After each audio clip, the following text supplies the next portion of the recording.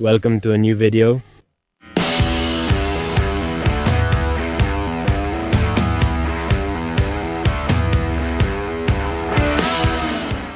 I've been asked for this video a lot. I kind of take it for granted, but people have really requested it, especially in the comments of previous videos. And today is the time to explain to you the difference between motocross and enduro. Here we have the Drifters 2 bikes, the Motocross 1 and the Enduro 1. But first of all, before I start explaining the bikes, I want to tell you that these are two completely different disciplines. It's like saying a track bike or a motocross bike, they're different things. The bikes are very similar, but they've evolved in a certain way, despite having the same dimensions. They have almost everything that's important. So the word enduro comes from enduro, endurance in English, which means something like stamina, right? So what is it about this race? It's like a car rally, but on motorcycles. Usually they last about 6 hours and you hardly get any rest. You rest at specific points in the pits and so on. No, but it's actually 6 hours of being on the bike, which is really exhausting. And the motocross discipline consists of half-hour races and that's it. In the final race, all 40 riders start together in a grid, and the first to cross the finish line wins. In enduro, it's based on time. In enduro, you start alone, you do the course, and there are special tests, and whoever does them the fastest is the winner. So normally you get the results that night or the next day, because the organizers have to, well, calculate who was the fastest, right? Because they check from point to point who was the fastest, and then they draw their conclusions. So they're two very different things. There are a lot of disciplines in motorcycles, in street bikes. In these bikes, there's supercross, motocross, cross country, hard enduro, air scrambles. There are a lot of very different disciplines. Among them, the main ones are motocross and enduro. And if you usually race in the disciplines that are like branches of enduro, well, they're raced on bikes again. But anyway, with that said, you can already get an idea that the bikes are different and are set up in a certain way according to the characteristics of the terrain and so on, right? So let's start a little bit with the explanation of each bike at first glance. Well, the first thing you notice is that this bike has these headlight fins and this bike doesn't. This one here doesn't have any fins and it has, well, a plate. Obviously the headlight is so that if you get stuck in the hills or have night races, etc., well, you use the headlight, right? Actually, enduro is a bit recreational. Well, you can go out for a ride with your friends and end up broken down in the woods, and, well, you kind of need a headlight to get back. In the other one, since they're tracks, closed tracks, well, nothing happens. If your bike breaks down or there's any incident, your truck, pit crew, and people are right there next to you. These little fins, as you can see here, are exactly for when you're riding through trees like a little branch. Here, it doesn't get caught on the clutch lever or the brake lever. It's happened to me often when I use this in the woods and the brake lever gets caught and makes you fall. So these are made to take the hit. If you look, they're even scratched from how often you hit them, and that's exactly so it doesn't stop you or make you fall. So the main things in all vehicles are the engine and the suspension. Cross engines are much more aggressive than enduro engines, precisely because in enduro the power is different. The power is designed to have a bit more traction, to be able to climb slowly with a bit more torque. And in cross bikes the power is designed to be full throttle. So it's like having a super aggressive car where you just give it a little gas and it spins out, and that's how a cross bike is. They're much more aggressive. As you can see, this part that holds the suspension is made of a very different material than this one. This is cast iron and it's a bit more flexible than this suspension. Remember that for motocross bikes we need them to be very rigid, very stable, and for enduro bikes we need them to be a little softer, a little more user-friendly. You're going to spend many hours on the bike, so you want it to be comfortable, right? And the motocross one, not the motocross one, you need everything to lower your times, to be faster, to shave off a few seconds, to try to be better. As for the Enduro ones, we aim to enhance their comfort as well.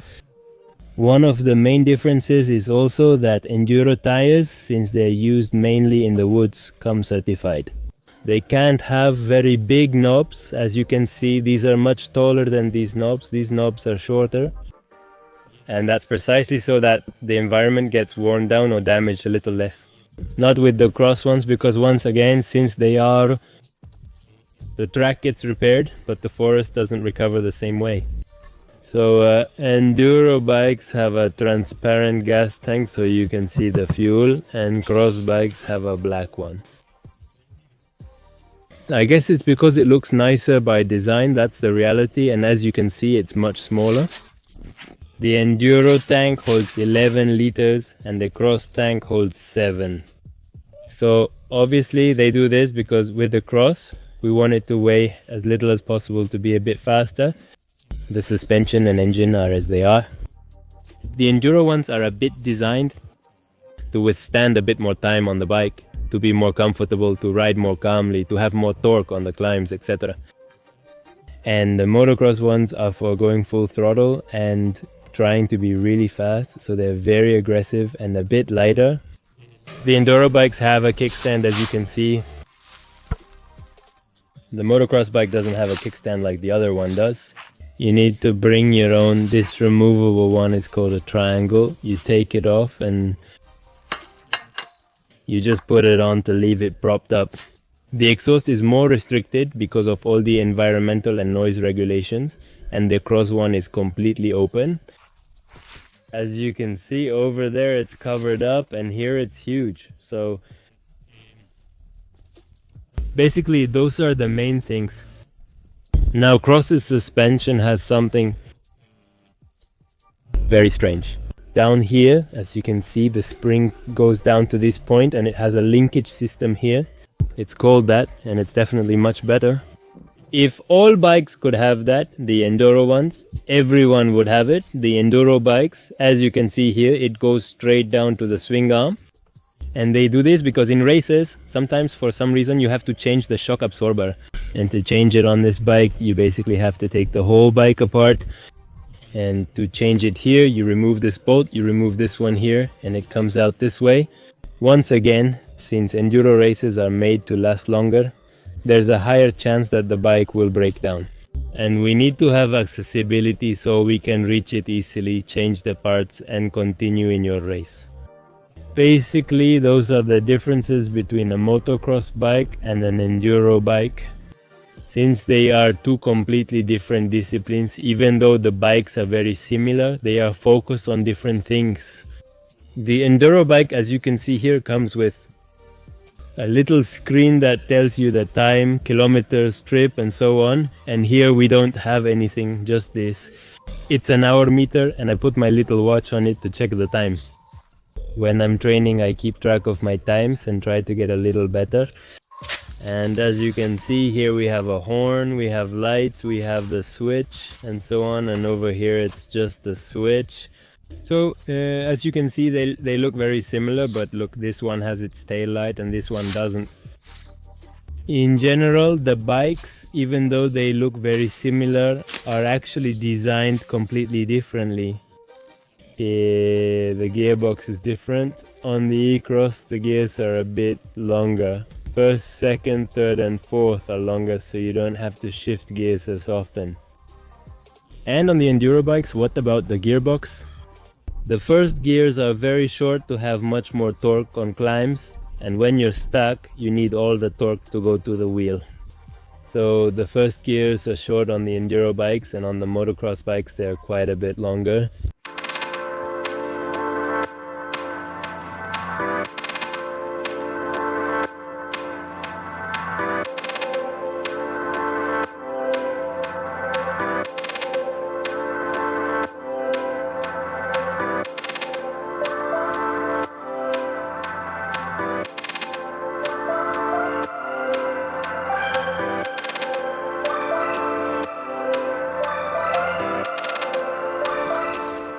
Now I'm going to show you the sound, how it's very different, and let's see if you can notice in the video how the bikes react differently. So this is the Enduro one. At the start, the exhaust sounds super quiet.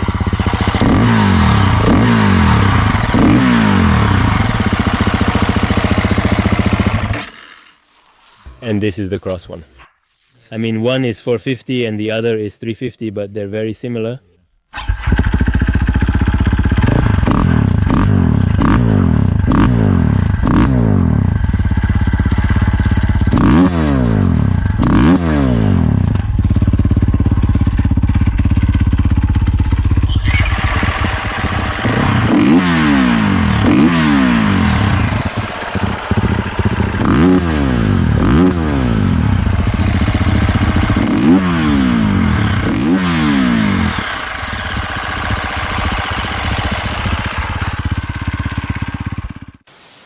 The fact that this exhaust is more blocked than that one works and helps give you a bit more torque, and that obviously helps for going uphill.